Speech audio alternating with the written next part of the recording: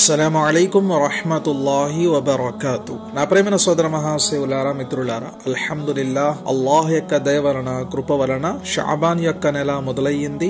అల్లాహ్ యొక్క కరుణ కటాక్షాలు మనందరిపైన ఉండాలి. కాబట్టి మనం ఎక్కువగా షాబాన్ యొక్క నెలలో అల్లాహ్తో దుఆ చేసుకుంటూ, మన యొక్క పాపక్షమాపణ చేసుకుంటూ, పరిశుభ్రంగా మన యొక్క జీవితాన్ని గడిపితే ఇన్షా అల్లాహ్ పవిత్రమైన రమదాన్ యొక్క నెలని అల్లాహు తాలా మనందరికీ ప్రసాదిస్తారు. చాలా మంది యూట్యూబ్ లో చాలా వీడియోస్ పెడుతూ ఉంటారు. షాబాన్ యొక్క నెలలో ఫలానా దుఆ చదవండి, ఫలానా నమాజ్ చదవండి, ఫలానా చదవండి, ఫలానా చదవండి అని చెప్పి, అవన్నీ కూడా హదీస్ గ్రంథాల పరంగా అయితే ఎటువంటి ఆధారాలు లేవు. కానీ ప్రవక్త ముహమ్మద్ సల్లల్లాహు అలైహి వసల్లం గారు ఏ దుఆ అయితే ఎక్కువగా షాబాన్ యొక్క నెలలో చదివేవారో ఆ యొక్క దుఆని మీ అందరికీ ఈ రోజు నేను తెలియజేస్తాను. ప్రవక్త ముహమ్మద్ సల్లల్లాహు అలైహి వసల్లం గారు రజబ్ నెలలో మరియు షాబాన్ యొక్క నెలలో ఈ దుఆని ఎక్కువగా పఠించేవారు. ఆ యొక్క దుఆ ఏమిటి అనగా, అల్లాహుమ్మా బారిక్ లనా ఫీ రజబ వ షఅబాన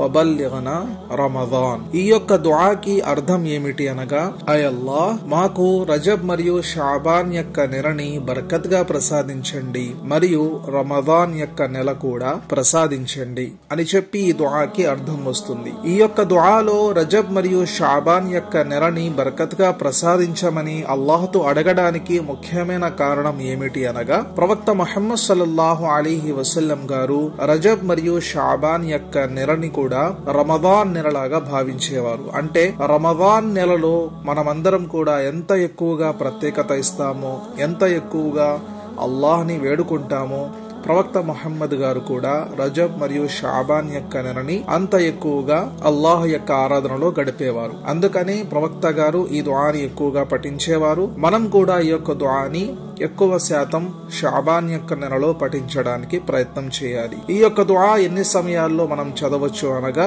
నమాజ్ తర్వాత ఏదైతే మనం దుఆ చేస్తామో ఆ యొక్క దుఆలో కూడా ఈ దుఆని పఠించవచ్చు. మరియు మన యొక్క పనులు చేసుకుంటూ, మన యొక్క ఇంట్లో పనులు, బయట పనులు, ఏ పనైనా సరే చేసుకుంటూ, నడుస్తూ లెగుస్తూ ఈ యొక్క దుఆని పఠిస్తూ ఉండవచ్చు. ఎంత ఎక్కువగా అయితే మనం ఈ యొక్క దుఆని చదువుతూ ఉంటామో అంత ఎక్కువగా అల్లాహ్ యొక్క కరుణ కటాక్షాలు మనపై కురుస్తూ ఉంటాయి. నా ప్రేమ సోదర మహాశివులారా, ఇస్లాం గురించి మరింత సమాచారం మీ అందరికీ తెలియజేయడానికి తెలుగు ఇస్లాం ధర్మం ఛానల్ ప్రయత్నిస్తూ ఉంటుంది. ప్రతి ఒక్కరు కూడా మీ యొక్క సందేహాలు ఇక్కడ కనిపిస్తున్న వాట్సాప్ నంబర్ కి మెసేజ్ చేసి అడగవచ్చు. ప్రతి ఒక్కరు ఈ యొక్క విషయాన్ని మీ యొక్క బంధుమిత్రులకు తెలియజేయండి. అస్సలాము అలైకుం వరహ్మతుల్లాహి వబరకాతు.